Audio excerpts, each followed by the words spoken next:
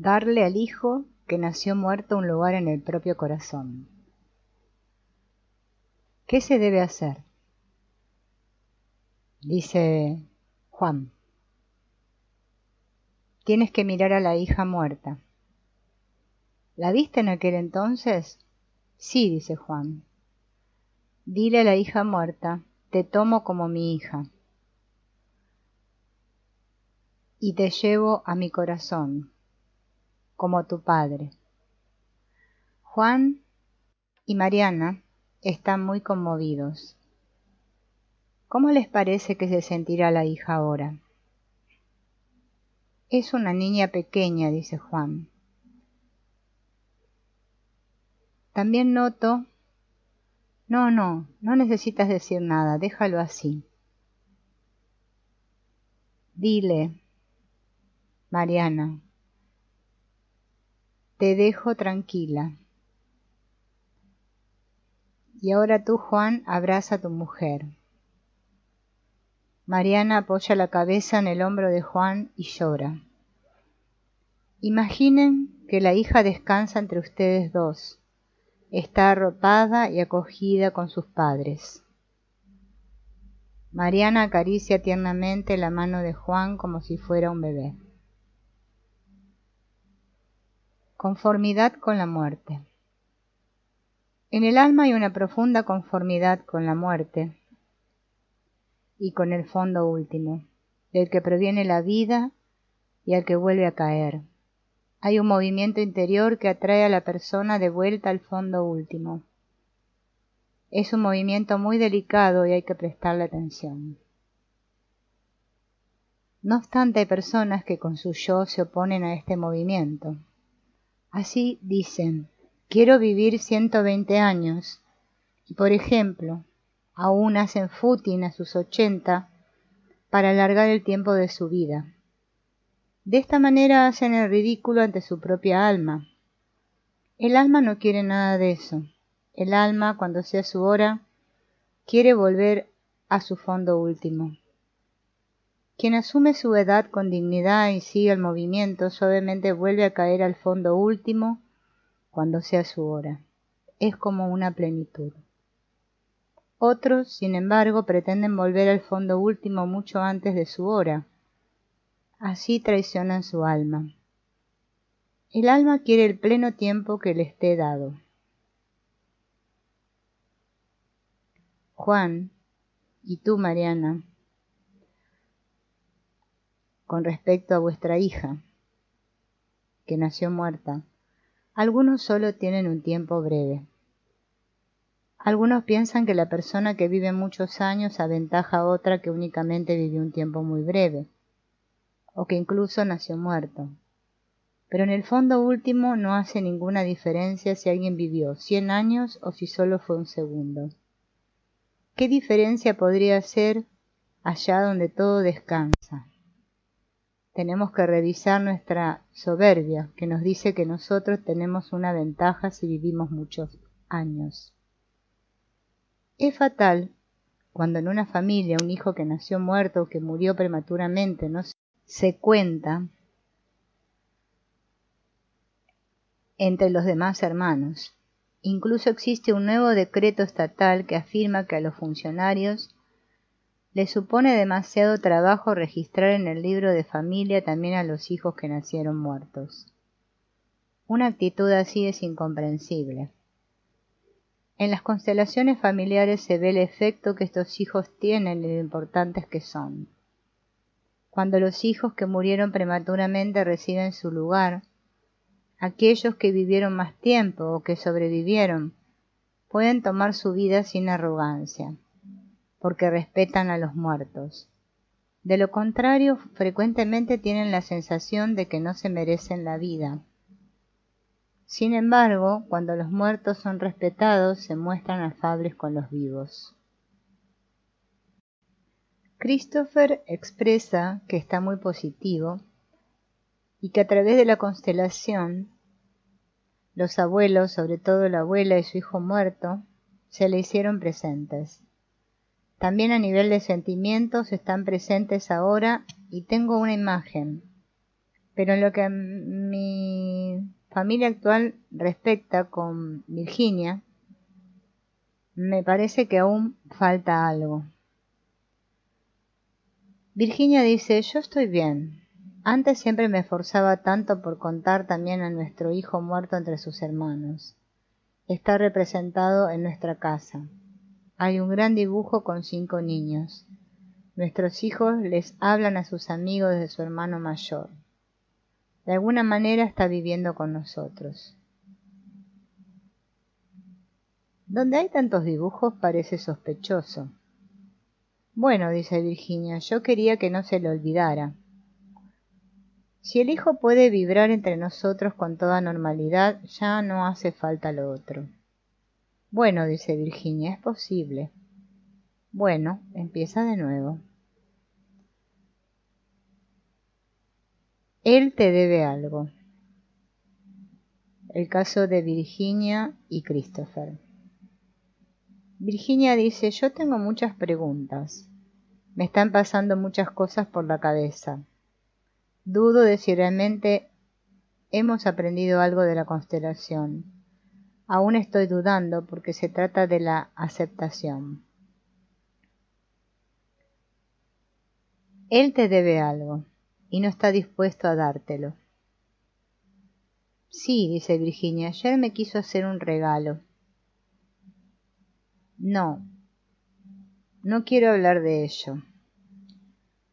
Christopher, está clarísimo que le debes algo a Virginia. No sé qué es, ni tampoco quiero saberlo. Eso tiene que arreglarse. Las relaciones reaccionan muy sensibles ante el dar y el tomar, ante el respeto y el reconocimiento mutuos. Christopher dice, me es difícil de expresar. Hay algo como una imagen desfigurada. Hay algo que se ha desplazado pero no está claro. Bueno, no importa. Algo así ya puede tardar su tiempo hasta que se despliegue. Y quiero advertir algo.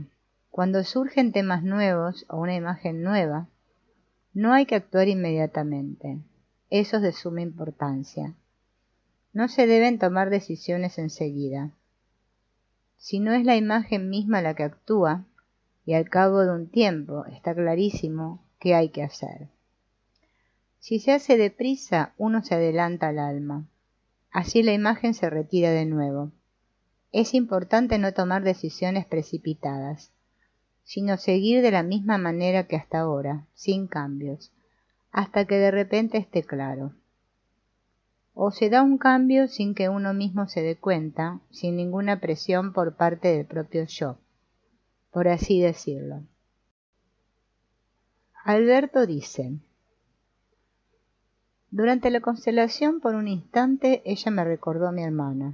Cuando rompió a llorar tenía los mismos ojos que mi hermana.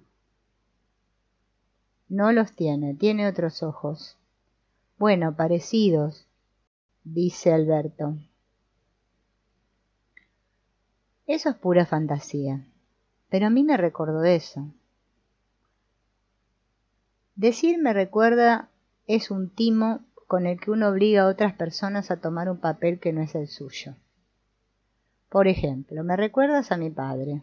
Cuando con mi padre hubo problemas, lo sacaré todo contigo porque tú me lo recuerdas. Eso es un timo.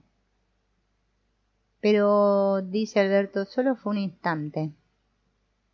Bueno, un instante ya es demasiado. Sobre todo si le dices a tu mujer, me recuerdas, entonces la relación está perdida. O si la mujer dice, me recuerdas, la relación está perdida. Entonces ya puedes olvidarte de ella. Creo que te he dado una pequeña lección. Alberto dice, esa frase, te acabo de dar una lección, me resulta dura de aceptar. Comprendí el contenido, pero no puedo tomar la frase. Tampoco sé con qué tendrá que ver. ¿Fue una buena lección? Sí, dice Alberto, estuvo bien. Esta mañana, dice Alberto, tuvimos una discusión con María. La encontré tan típica en nuestra relación. Primero nos entendemos bien y de repente surge una discusión. En esos momentos ya no tengo ninguna influencia sobre el desarrollo posterior de la discusión. Todo se descontrola. Para mí no se explica cómo es posible que una y otra vez lleguemos a eso.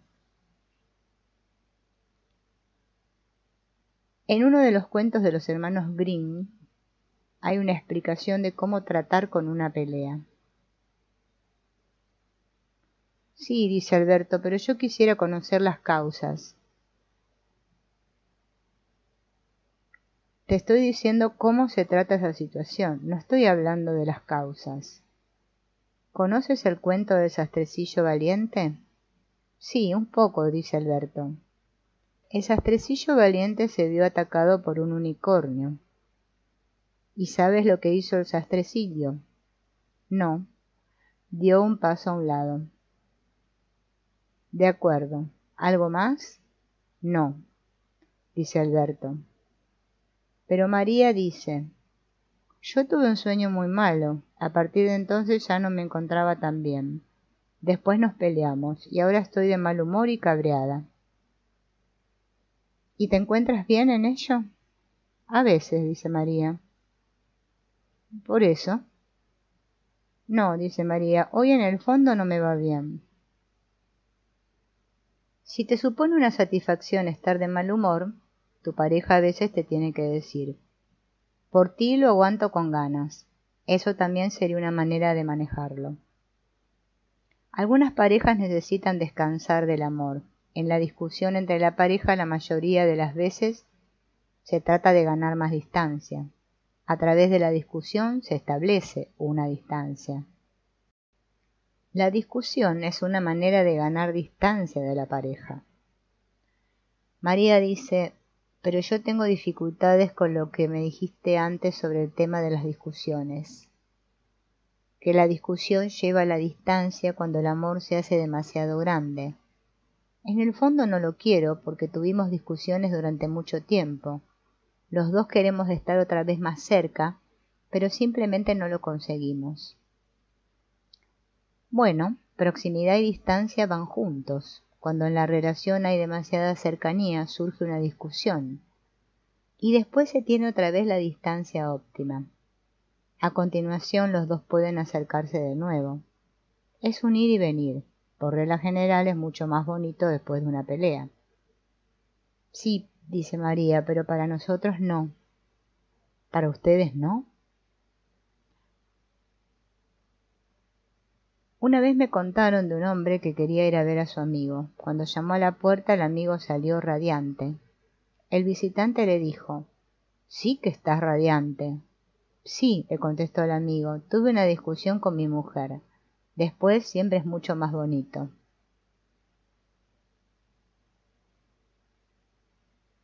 Alberto dice, a mí también me dan vueltas estos enfrentamientos. Siempre se trata de un tema fundamental, la falta de respeto.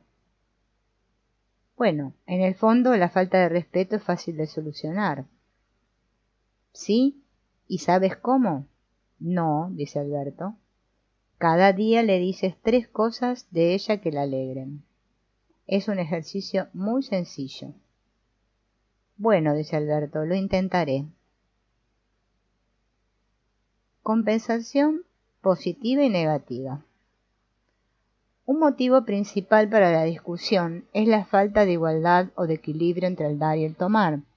En aquellas relaciones en las que el amor es fuerte, uno le da al otro algo de sí mismo. Así el otro se siente presionado. Todo lo que recibo me crea presión, me hace firme, obligado. Puedo aligerar esa presión dándole al otro también, pero como lo quiero, le doy un poco más. Así también él se siente presionado y también él me devuelve algo. Pero como me quiere, me da un poco más. Así el intercambio se incrementa y se enriquece. Esa es la felicidad rica y plena, el intercambio positivo. Sin embargo, los dos cada vez se encuentran más vinculados. Esa es la desventaja. Se pierde algo de la libertad. Ahora bien, es una renuncia fácil de sobrellevar comparada con aquello que se recibe a cambio. Mira, María, a Alberto a los ojos. Míralo con cariño. Se miran y sonríen. Esta fue la parte fácil, ahora viene la parte difícil. En una pareja muchas veces ocurre que uno le hace daño al otro. En consecuencia, también el otro siente la necesidad de compensar, por lo que a su vez le hace daño al primero. Dado que se siente justificado, le hace un poco más de daño al primero que éste le hizo a él. Así el primero tiene de nuevo el derecho de hacerle un poco más de daño a él. ¿Le suena esto, Alberto y María? Sí, no suena. Así también aquí se incrementa el intercambio, pero esta vez negativo. Este intercambio en lo negativo destruye muchas relaciones. A través del intercambio en lo negativo, la pareja acaba vinculada de la misma manera que en el intercambio positivo, pero no es feliz. No obstante, también aquí hay una solución. En vez de devolver un poco más de lo negativo, se devuelve un poco menos. No obstante, es imprescindible devolver algo. No se puede perdonar. El perdonar destruye el intercambio y la relación. Cuando el otro me hizo daño, le digo, por el bien del amor, yo también te hago daño a ti, para que nuestra relación no se pierda. Pero te perjudicaré un poco menos. Este poquito menos abre nuevamente el camino hacia el intercambio positivo. En una relación se puede ver inmediatamente si el intercambio se realiza más bien en lo positivo o en lo negativo. La solución se halla en abandonar el intercambio negativo para pasar nuevamente al positivo. Ese paso no requiere mucho, únicamente un poco más de lo positivo. Cuando una pareja logra dar este paso, la relación cobra una serenidad alegre. Lo más grande que le puedo dar a mi pareja es reconocer y respetarla. Eso es lo más importante. Y además, tal como es.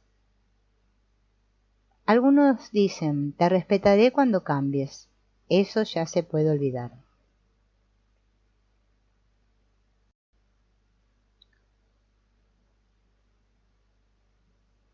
Tal como es el compañero. Si no hubiera estado bien así, no te habrías casado con él, ni él tampoco se habría casado contigo, si no hubiera sido la pareja idónea. Cada uno debe seguir siendo idóneo de esta forma. Donde no hay ningún impulso para la mejora, cada uno puede desarrollarse con más plenitud. En cambio, en cuanto el otro le exige a la pareja que cambie, ésta se lo debe a su dignidad seguir de la manera que está. ¿Está claro? Esta es otra lección.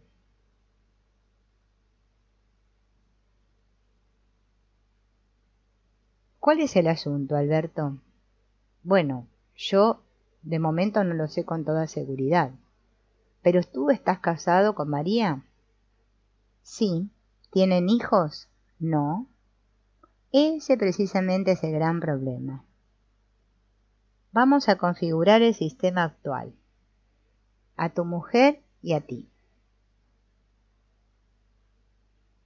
¿Cómo se encuentra el marido? Me siento un poco solitario. Es demasiado poco todavía. ¿Y la mujer? No lo puedo mirar. Indica sobre su hombro izquierdo. Tengo mucho frío aquí. María, ¿cómo lo configurarías tú? Yo lo hubiera hecho de otra manera. Bueno, hazlo de manera centrada, siguiendo enteramente tu intuición. Bien. ¿Qué ha cambiado? Es mejor. Antes el lado derecho estaba vacío, dice el marido, y ahora está la mujer. En el lado izquierdo no me falta nada. María dice, para mí también está mejor. De alguna manera estoy más derecha, por como lo siento, pero sigo sin poder mirarlo. María, ¿qué pasó en tu familia de origen? Yo tengo una hermana 4 años mayor. Mis padres se separaron cuando yo tenía aproximadamente 8 años. Mi padre volvió a casarse, y con su nueva pareja adoptó a 2 hijos. Hace 2 años y medio mi padre murió de cáncer. Mi madre se operó de cáncer de mama 2 veces. En la familia de mi madre hubo una muerte trágica. El hermano menor, a la edad de 21 años, se suicidó abriendo la llave de gas. Esos serían los hechos más incisivos que se me ocurren ahora. ¿Uno de tus padres tuvo una relación vinculante antes? Y María dice, que yo sepa, no. ¿El hermano de tu madre, que se suicidó, era más joven que tu madre? Sí, dice María. No creo que pueda hacer eso.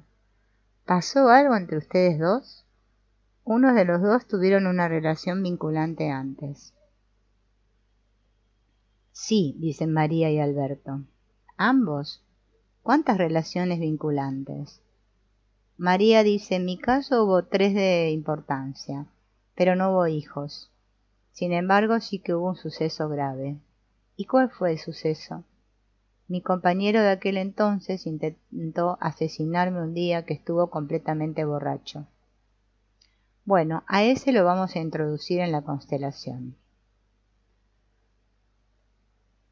¿Qué hay ahora? Y María dice, tengo escalofríos, me asusto mucho, empiezo a sentir miedo y me quiero llorar. Es como si algo me tuviera atrapada, como prisionera. ¿Tú lo denunciaste? En un principio no lo hice, pero después la policía me instó a que lo hiciera. Posteriormente hubo un pleito, pero ya antes retiré la denuncia, porque la presión era demasiado grande. Finalmente tuve que comparecer como testigo, porque el fiscal hizo la denuncia. ¿Y lo sentenciaron? Y María dice, no lo sé. El juicio duró 2 días, porque aún había cometido otros delitos más, como consumo de drogas, tráfico, delito de fuga de dinero, después de un accidente. ¿Y por qué te fuiste con un hombre así? Y María dice, cuando lo conocí no sabía nada de todo eso. Fue saliendo poco a poco. Estas cosas se saben. Dejaré que tu representante se siente y seguiré trabajando contigo directamente. María, ponte en tu lugar. Toma contacto primero. ¿Y cómo te encuentras? Es una sensación desagradable para mí. Se le pregunta al compañero anterior, ¿qué tal tú? El corazón me late fuertemente. ¿Ves, María? Ve hacia tu compañero anterior y ponte enfrente de él. María, ponte a su lado. María se pone a la derecha de su compañero anterior. ¿Y ahora? Es una sensación curiosa, dice María. ¿Cómo es la sensación? Es desagradable. ¿Y para ti? Se le pregunta al compañero anterior. Yo estoy nervioso. Ahora, María, ponte otra vez enfrente de él. ¿Qué tal así? Y María dice, mejor. Míralo y dile, lo sabía. Lo asumo, lo sabía. Pero ahora me retiro de ti.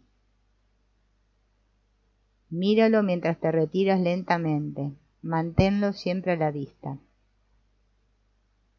Luego de que María se retirara unos cuantos pasos, le preguntan, ¿y ahora cómo te sientes?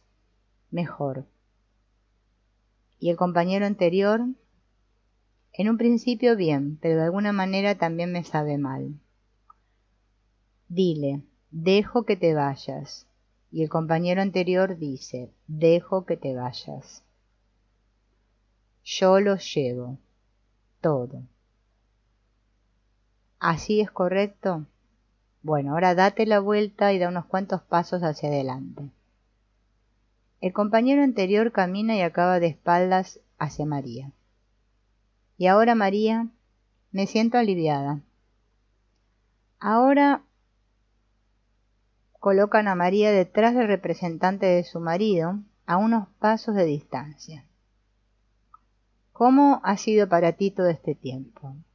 Ahora estoy otra vez mejor, pero antes tenía la fuerte sensación de que todo se iba desarrollando a mis espaldas, y pensaba, tengo que aguantar, tengo que aguantar, tengo que aguantar. Ahora ponen al representante del marido de María a la derecha de ella. Y ahora, María, ¿cómo te sientes? Es agradable. Y para ti, Alberto, me cuesta soltar tan rápidamente aquello que pasó antes. Aún me va dando vueltas. ¿Qué cosa exactamente? El hecho de aceptarla aquí a mi lado. Me cuesta perdonarla. Alberto pensativo dice, yo siento siempre un ligero reproche hacia ella, pero no sé de qué. Bueno, mírala y dile, me es demasiado peligroso. ¿Tú qué sientes, María, cuando él te dice esa frase? No me llega. Estoy triste, dice Alberto. Bueno, lo vamos a dejar aquí, ¿de acuerdo? Los dos se quedan mirándose pensativamente. Las constelaciones no son instrucciones para la actuación. Es importante saber que el resultado de una constelación no es ninguna instrucción para actuar, en el sentido de, así se tiene que hacer ahora. Eso sería fatal, ya que así se transferiría la responsabilidad al terapeuta. De una constelación resulta una imagen, y uno deja que esa imagen penetre en el alma, y así va actuando. De repente el alma ve, este es el camino. Entonces se sabe qué hacer. Así no es ninguna actuación ajena, inducida desde fuera, sino una actuación que nace de la propia responsabilidad de la propia alma. Eso es muy importante y se aplica a todas las constelaciones. Alberto dice, a mí me sigue dando vueltas la pregunta, ¿por qué lo hice? El por qué no tiene ninguna importancia. Los actos mismos tienen consecuencias. Interiormente tienes que decirte, lo hice así y asumo las consecuencias. Asumo las consecuencias hasta donde me conciernan. ¿Qué ocurre con las parejas que no pueden tener hijos?, pregunta Alberto. ¿Entonces no pueden convertirse en un sistema nuevo? Cuando una pareja se encuentra y al cabo de un tiempo resulta que uno de los dos no puede tener hijos, no debe pasarle esta carga al otro para así decírselo. Cuando uno no puede tener hijos, pero el otro sí puede y quiere tenerlos, entonces aquel que no puede tenerlos tiene que darle la libertad al otro. No es lícito cargarle al otro el propio destino. Cada uno tiene que llevar su propio destino y así conserva su dignidad. Cuando después el compañero le dice, a pesar de todo, me quedo contigo, es un regalo grande y hay que reconocerlo particularmente. Donde hay una nueva relación en la que uno de los compañeros se ha esterilizado, no se da ningún vínculo fuerte. En un caso así, de antemano se excluye algo muy esencial. ¿Eso también sería un destino?, pregunta Alberto. En un caso así, la persona tiene que vivir con su destino y con las consecuencias de su actuar. Eso hay que reconocerlo. Cuando una persona vive de esta manera, de alguna forma también hay dignidad en ello. Y María dice, a mí me preocupa lo que antes dijiste sobre la esterilidad no deseada, porque ese es nuestro gran problema. Para mí es difícil encontrar un camino. Sí, dice Alberto, a mí también me da vueltas ese tema, noto un cierto vacío en mi interior. Pensaba que ya había pasado mi destino hacia arriba, pero me sigue dando vueltas. Y Daniela interviene y dice, a mí también me mueve este tema, he tenido unas cuantas operaciones en el abdomen, pero no se me dijo que no podía tener hijos, soy fértil, pero a pesar de todo puede ser que no funcione. Un riesgo así lo asume la pareja, de hecho en cualquier relación también es así, nunca se sabe de antemano. Lo que ayuda es la realidad.